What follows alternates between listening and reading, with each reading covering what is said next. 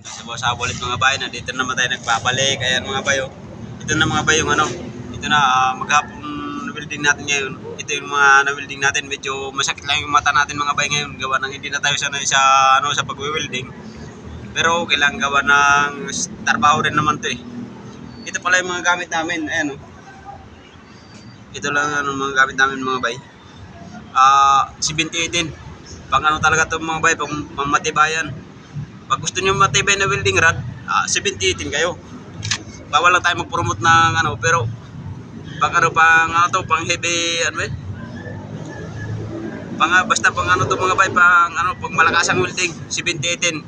7018 lang malakas, pero ano, inaano namin to mga bay ng ano, nirorot pa sa namin ng 11. Ito. Ano mga bay, 6011.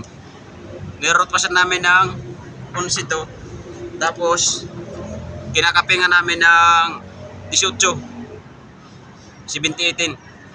Ano lang, gawa ng ano, medyo rush, pero matibay talaga itong mga bay. Root pass namin 6011, tapos tapping namin 7018. Pero matibay talaga itong mga bay. Panganto, ito ibabaw namin sa ano, may pambaw nito. Ito ibabay pro namin, kaya kailangan matibay na matibay yung ano, yung pagkaka-welding nito. Ayan o. Kahit sinong pinakamalakas na tao dyan. Ayan o mga bayo. Sobrang tibay na nito. Pero ano naman, hindi naman talaga kaya ng tao to. Pero kung ano, kakatingin, kayang-kaya. Pero kung hilahin lang, hindi kaya yan. Pang ano to eh, pang heavy equipment eh. Pang pantulayan na to ng mga gamit mga bay. Ayan. Malakas ang tubo na yan mga bay. Grabe, ang ganda. Medyo mainit lang, pero ayos na ayos mga bay. Goods na goods to sa ano, goods na goods. Gawa ng may trabaho na tayo. Ayan, kaya sipag-sipag lang na tayo sa trabaho natin. Gawa ng ano, bibihira lang itong makapag-welding tayo ng ganito.